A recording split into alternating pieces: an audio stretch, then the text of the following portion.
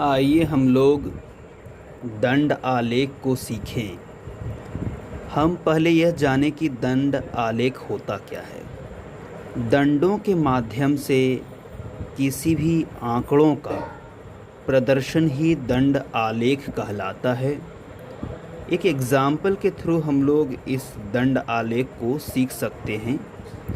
यहाँ पर देखिएगा कि एक एग्ज़ाम्पल में मद हमारा दिया हुआ है और खर्च दिया हुआ है। मान लीजिए कि किसी परिवार का खर्च इस प्रकार से प्रति महीने हो रहे हैं। तो एक महीने का यहाँ पर जैसे मान ले कि खर्च क्या है कि ईंधन में वह 1000 रुपया खर्च कर रहा है, दवाई पर 4000 रुपये का, राशन के सामान पर 5000 रुपये का, किराया पर हमारा 3000 रुपये का, शिक्षा पर 2000 रुपये का, अन्य पर 1500 का। तो हम क्या करते हैं कि आप खर्च को जो है इधर वाई एक्सिस के रूप में ले जाएंगे और प्रति हज़ार में है। इधर मद को आप क्या करेंगे कि आप एक्स एक्सिस में ले लेंगे। अब इसमें जो भी जितने भी प्रकार के मद हैं सभी को समान लंबाई और समान गैप पर क्या करेंगे, इसे ग्राफ पेपर पर बनाएंगे। तो ग्राफ पेपर पर आप यहाँ पर जो भी लंबाई लेंगे उन दोनों के बीच का अंतर क्या होगा, समान होगा और ये समान चौड़ाई वाले होंगे। तो ये हमारा अंतर समान होना चाहिए और इन दोनों के बीच जितने भी यहाँ पर हैं वह सभी के सभी चौड़ाई एक जैसे होनी चाहिए। अब लंबाई क्या है कि उसके खर्च के हिसाब से ये लंबाई तय करेगा कि यह दंडों की लंबाई कहाँ तक जाएगी। जैसे कि पहला ईंधन में वह 1000 है तो 1000 यानी कि सामने एक को हमने क्या माना, 1000 रुपया, यानी कि 1 सेंटीमीटर हमें यह लिखना होगा कि 1 सेंटीमीटर में 1 सेंटीमीटर बराबर 1000 रुपये। इस तरह से हम क्या करेंगे, इसे लिख देंगे। तो 1 सेंटीमीटर बराबर 1000 रुपया हो जाएगा। अब वह 1 बराबर 1000 के बराबर हो गया। वह कहाँ तक गया भाई, दवाई में 4000, राशन में हमारा 5000 रुपया। इसी प्रकार हम लोग किराया पर देखते हैं कि वह कितना हो गया। तो हम देख रहे हैं कि 3 के यहाँ पर समीप जो भी है हम यहाँ पर खींच लेंगे। शिक्षा पर 2000 तो 2000 के समीप खींचेंगे और फिर अन्य पर 1500 का खर्च है तो 1500 के बगल में हम यहाँ पर समान चौड़ाई वाले दंड खींचेंगे। तो यह हमारा क्या हो गया, दंड आलेख हो गया। अब आगे हम लोग दोहरा दंड आलेख को सीखेंगे। आइए हम लोग दोहरा दंड आलेख को सीखें। यहाँ पर दिया हुआ है मद हमारा दिया हुआ है और पहला महीना और दूसरा महीना 2 महीने का यहाँ पर खर्च दिया हुआ है। अब इन 2 महीनों की तुलना हम लोग इस प्रकार से दोहरा दंड आलेख में करेंगे। तो पहला हमारा दिया गया है कि राशन पर जो है पहला महीना का खर्च 7000 रुपया होता है, वहीं दूसरे महीने का खर्च 6000 रुपया हो रहा है। दवाई पे 4000, दूसरे महीने में 2500, ईंधन पर यहाँ पर जो है 1000 है, दूसरे महीने में 800 है, शिक्षा पर 2000, दूसरे महीने में भी हमारा 2000 का ही खर्च है। अन्य खर्चों पर हम अगर बात करें तो वह 1500, दूसरे महीने में हमारा 2000 रुपये है। इस प्रकार से हम यहाँ पर क्या किए कि इन्हें बिठा लिए। अब इनके अनुसार हमें क्या करना है कि मदों का एक दंड आलेख यानी दोहरा दंड आलेख खींचना है। तो दोहरा दंड आलेख के लिए हम लोग क्या करते हैं कि मद को जो है हम एक्स एक्सिस पर रख लेंगे और जो भी खर्च है जो कि 1000 रुपये में है वह क्या करेंगे, इधर रख लेंगे। तो खर्च हम लोग क्या लिख देंगे, 1000 रुपयों में। यह 1 बराबर जो है हमारा वह 1000 के बराबर होगा। तो इस तरह से हम यहाँ पर क्या करेंगे, इसे लिखेंगे। इसमें देखिए ध्यान दीजिएगा, इधर राशन, दवाई, ईंधन, शिक्षा और अन्य को भी यहाँ पर शामिल कर लेंगे।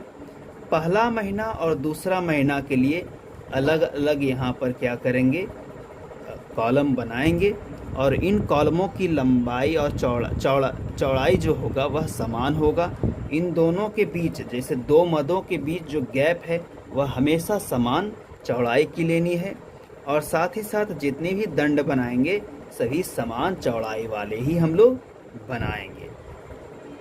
अब इसमें यहाँ पर क्या है कि हमें कई बार कुछ क्वेश्चन ऐसे होंगे कि जो विभिन्न विभिन्न चौड़ाई वाले की भी मांग कर सकते हैं, तो वह हम उस प्रश्न के अनुसार उसकी चौड़ाई को तय करेंगे, लेकिन सामान्य रूप में हमें समान चौड़ाई वाले ही दंडों को लेना है। अब देखिए, राशन में पहला महीना को हमने यह खाली स्थान से रखा है, दूसरा महीना को कलरफुल किया है, तो आप अनेक रंगों से इसे यहाँ पर रंग सकते हैं।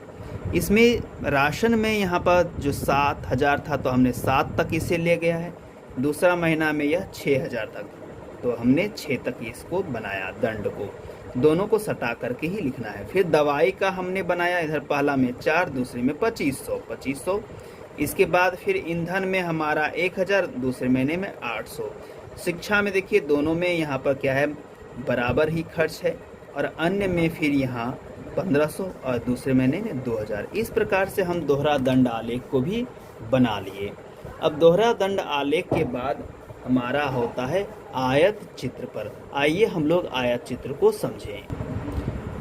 हम लोग आयत चित्र एवं बारंबारता बहुभुज को एक साथ समझेंगे। मैंने एक एग्जाम्पल लिया है जिसमें कि वर्गीकृत बारंबारता वर्ग अंतराल वाला है, जैसे कि यहाँ पर 0 से 20 है, 20 से 40, 40 से 60, 60 से 80, 80 से 100 के बीच तक यहाँ पर दिया गया है। इसमें विद्यार्थियों की संख्या अमुक ढंग से दी हुई है।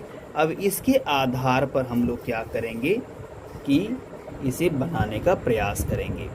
आइए मैं इसे यहाँ पर बनाता हूँ। तो देखिए, ध्यान दीजिएगा, यहाँ पर जो हम देख रहे हैं कि एक्स एक्सिस में क्या है, अंक है, तो हम यहाँ पर क्या लिख देंगे, अंक। तो हम इसमें यहाँ पर क्या लिखेंगे, अंक। ये चला गया। ये जो है 0 से 20, 20 से 40, 40 से 60, 60 से 80, 80 से 100 तक के बीच आप यहाँ पर अंकों का ये तैयार कर लेंगे। इसके बाद फिर विद्यार्थियों की संख्या जो है 5, 18 कुल मिला के 30 तक है। तो हम देखते हैं, अगर यहाँ पर 10, 20, 30 यानी 1-1 सेंटीमीटर का लेंगे तो बहुत छोटा हो जाएगा। तो हम क्या करते हैं, इसे अच्छे ढंग से प्रदर्शित करने के लिए हम मतलब कि 5 अंक बराबर 1 सेंटीमीटर में ले करके बाकी सबको इसी प्रकार से लिखते चले जाएंगे। तो 5 बराबर 1 सेंटीमीटर है, तो 2 सेंटीमीटर में 10 होगा, इसी तरह से 3 सेंटीमीटर में 15 होगा, तो बाकी हम लोग इसको शामिल कर लेंगे। आप एक आंकड़ा देखें तो एक अंक जो है 18 है। अब 18 को कैसे लिखेंगे, बाकी सबका तो अंक हमारा शामिल है, बाकी सब तो 5 के गुणज में है, लेकिन इसमें यहाँ पर क्या है कि इसके गुणज में नहीं है, तो इसे हम लोग पहले ज्ञात कर लेंगे। तो 18 5 अंक बराबर हम जानते हैं कि 1 सेंटीमीटर हमने लिया था, और 18 अंक बराबर कितना हो जाएगा, 18/5 भाग लगाइए 3.6। तो हम लोग यहाँ पर 3.6 पर जहाँ भी होगा हम लोग इसे रखेंगे, दंडों को बनाएंगे। आइए हम लोग आयत चित्र को देखें। तो इसमें यहाँ पर क्या है कि 0 से 20 तक 5 है, तो हमने 5 तक खींचा। फिर उसी 20 से यहाँ पर 40 तक है, तो 20 से ही आगे बढ़ेंगे, और ये 18 है, लेकिन हमें 3 दशमलव, तो यहाँ पर देखिए 1 2 3 3.6, तो 1 2 3 4 5 6 अंक जहाँ पर आएगा वहाँ से हम सीधा लंबवत ले जाएंगे और इस पर बना देंगे। इसके बाद 40 से यहाँ पर क्या है, 60 है, तो हम यहाँ पर 40 से 60 तक के बीच हमारा कितना है भाई, तो 30 है विद्यार्थियों की संख्या। इसके बाद 60 से 80, इसी प्रकार से हमने बना लिया। अब है बारंबारता बहुभुज। तो पहले हम लोग जो आयत चित्र बनाएंगे, उसके बाद सभी बीच में क्या करेंगे, हम बिंदु आर कर लेंगे, और इसके बाद यहाँ से 0 से चूँकि 20 था, इसके बाद हम इसको मिलाते चले जाएंगे जितना डॉटेड बिंदु हैं हमारा मध्य के। इसके बाद फिर यह देखिए नीचे गिरा हुआ है, इस बिंदु से मिलाएंगे। इसके बाद यह इधर और इसके बाद 100 के बीच ला करके हमें छोड़ देना है। इस प्रकार से हमें जो भी यहाँ पर आकृति प्राप्त होती है वह बारंबारता बहुभुज है। तो हमने आयत चित्र और बारंबारता बहुभुज को एक साथ सीखा। मुझे आशा है कि आपने इस चीज़ को अच्छे ढंग से सीख लिया होगा। धन्यवाद।